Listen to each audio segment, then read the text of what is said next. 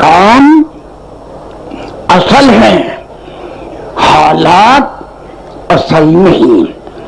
حالات کو دیکھ کر نہیں چلنا، جس میں آج ساری امت مبتلا ہے، اللہ تعالیٰ مجھے اور آپ کو معاف فرمائے۔ جب نظر جاتی ہے کہ حالات، جب نظر جاری ہے تو حالات کیا چیزیں ہیں؟ ہم تو احکام کے بندے ہیں کہ اللہ تعالیٰ کے احکام کیا ہیں؟ جس کے احکام ہیں وہی خالق حالات ہے۔ حالات اللہ کے ہاتھ میں ہیں، غیر اللہ کے ہاتھ میں نہیں۔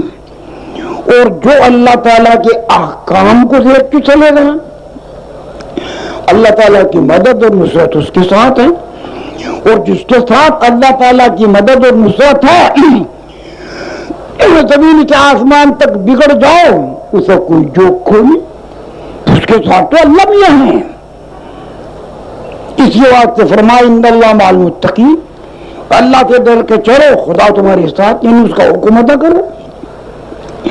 ان اللہ مع المحسنین، نیکوکار بن کر چلو، یعنی اللہ کے حکام کو ادا کرو، نبی علیہ السلام کی سنت کی اتباع کرو، اللہ تعالیٰ تمہارے ساتھ ہیں۔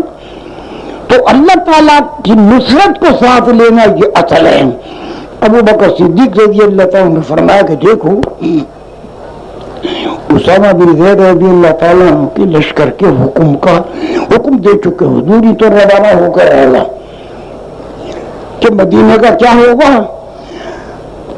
تو ارشاد فرمایا کہ لو ظننت ان تجر الکلاب بارجل ازواج الرسول علیہ الصلوۃ والسلام ما هذا انفذ امر الرسول، اگر مجھے اس بات کا گمان ہو جائے، ابو بکر صدیق رضی اللہ تعالیٰ فرماتے ہیں کہ مدینے میں کتے آ کر ازواج مطہرات کے پیر پکڑ کر گھسیٹ کر لے جائیں گے، تو ان کو بچانے کے لیے حضور صلی اللہ علیہ وسلم نے جو حکم دیا ہے کہ جیش اسامہ کو نافذ کرو، اس حکم کو نہیں توڑ سکتا، یہ تو حکم نافذ ہو کر رہے گا۔ اس امت کو اس بنیاد پر ڈال کر اللہ تعالیٰ نے صحابہ کو توفیق دی چلانے کی۔ حالات کچھ بھی ہوں، گھریلو، بیرونی، ملکی، قومی، علاقائی، طبقاتی، ہمیں حالات سے کوئی سروکار نہیں۔ ہمارا تو کام ہی ایک ہے کہ اللہ تعالیٰ کا حکم کیا ہے اور رسول اللہ صلی اللہ علیہ وسلم کا سنت اور طریقہ کیا ہے، کیونکہ حالات جو ہیں یہ تو مخلوق ہیں، ان سے کچھ نہ بگڑے نہ سدھرے، نہ ہم بگاڑ کو دیکھیں گے نہ سدھار کو، ہمیں تو حکم کو دیکھنا ہے، یہی بنیاد ہے۔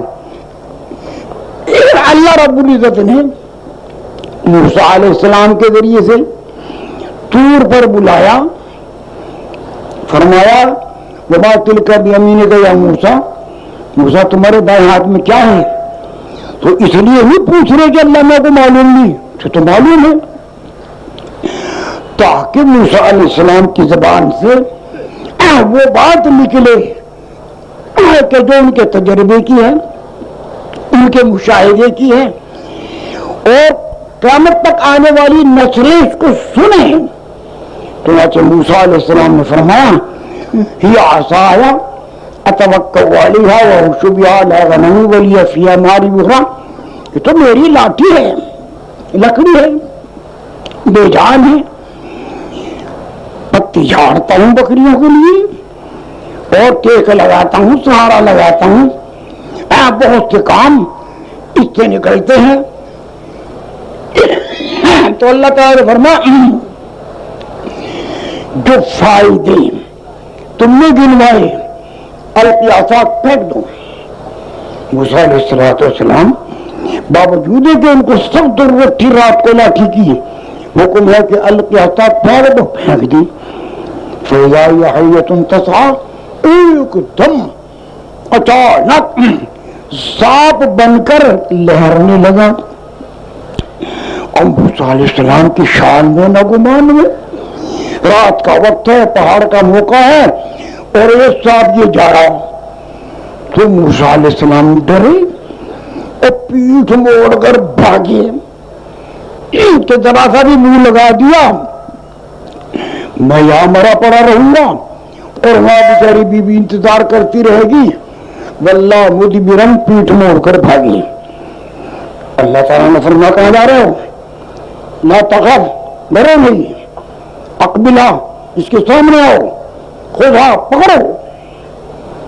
لا الہ الا، حکم ہے احتساب کے سامنے سے آ کر پکڑو. اب اگر مشاہدے کو دیکھیں، تجربے کو دیکھیں تو معذرت کریں کہ یا اللہ بیوی میری اکیلی ہے، یہ سانپ ہے، ڈس لے گا، مر جاؤں گا، کیا ہوگا؟ یہ تو ہے مشاہدہ اور تجربہ. اور حکم کیا ہے کہ اقبل، ہاتھ سامنے سے آپ پکڑیں. تو سارے مشاہدات اور تجربات کو ٹھکرا کر حکم ادا کرنے کے لیے سامنے آئے اور لہر کو یہ جا رہا تھا. اور موسیٰ علیہ السلام نے اللہ کا حکم ادا کرنے کے لیے ہاتھ بڑھایا، انگلیوں کے پوروے سانپ کا لگتے ہی لاٹھی کی لاٹھی.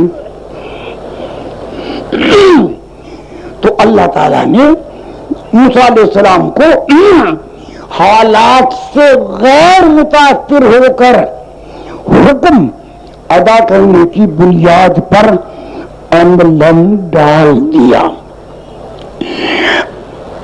اللہ تعالیٰ مجھے آپ کو قیامت تک آنے والی نسلوں کو اپنے احکام، پیغمبر علیہ السلام کی سنت پر چلنے کی توفیق عطا فرمائے اور حالات سے غیر متاثر ہو کر چلنے کی توفیق عطا فرمائے.